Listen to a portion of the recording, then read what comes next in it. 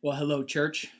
Here I am, moved out of my furnace room to a more maybe appropriate place to film a video, and I just wanted to share with you a little bit of a devotional for this day, found in First John chapter 5, verses 1 through 4. So, if you would like to just spend a little bit of time, take a break from the day, and listen to God's word being read, and then I'll give a few thoughts, and hopefully you'll be encouraged by it. So, First John chapter 5, verse 1 through 4 reads, "Everyone who believes that Jesus is the Christ is born of God, and everyone who loves the Father loves his child as well. This is how we know that we love the children of God, by loving God and carrying out his commands. This is love for God, to obey his commands, and his commands are not burdensome, for everyone born of God overcomes the world. This is the victory that has overcome the world, even our faith. Who is it that overcomes the world? Only he who believes that Jesus is the Son of God." Well, there's that phrase mentioned several times in these few verses by John as he writes to the church, and that phrase is overcoming the world. Now, that's especially meaningful to us in this time when the world has seemed to shut down. In fact, many people have lost jobs. We have individuals who are now wondering how they're going to pay for the simple things in life like food, things they've never maybe had to worry about before.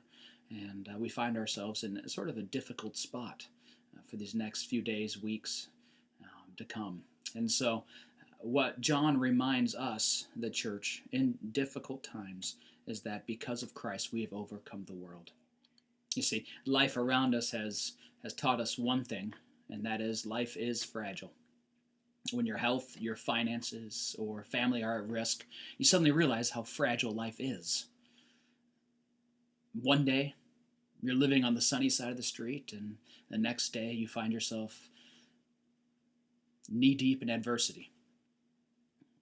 When it comes, you discover things that once were elevated as very important are no longer that important. In fact, we often wonder and think about that which sustains life. And this Sunday, we're going to hear about what is it that brings good life.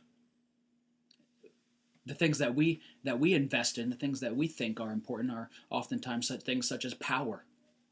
Now, if power could bring about sustainable life to help us overcome these times of fragile circumstances, then Joseph Stalin wouldn't have been afraid to go to sleep at night, or have been so paranoid that he appointed a soldier to guard his very tea bags.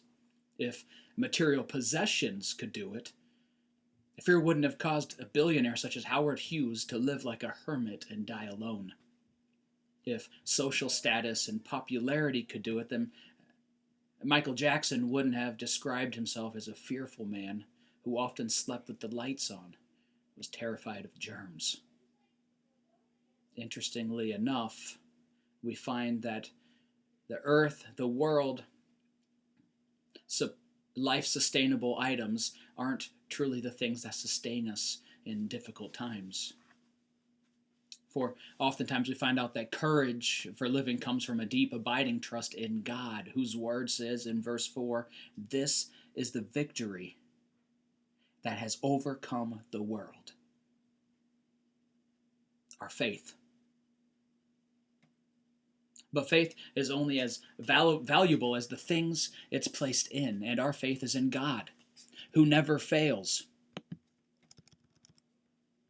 David said in Psalm 44:5, and I'll paraphrase a little bit, "Through you we push back our enemies. Through your name we trample our foes." Jesus said, "I have given you authority to" what? Overcome all the power of the enemy. In Luke chapter 10, verse 19, Paul said, "Who shall separate us from the love of Christ? Shall trouble or hardship or persecution or famine or nakedness or danger or sword? No, in all those things we are more than conquerors through him who loved us." Romans 8:35 through 37. You see, one thing I've learned throughout this whole time is that life is difficult and fragile, but our faith in God can provide us with victory and hope in those fragile moments of life. So, this day, as you find yourself perhaps growing anxious or frustrated or worried about the days ahead and the days to come, I want you to remember that you have a faithful God who promises to provide your every need, who knows exactly what you need, and who has given you the power to overcome the world. Thank you for spending a little bit of time with me this morning. May you be blessed.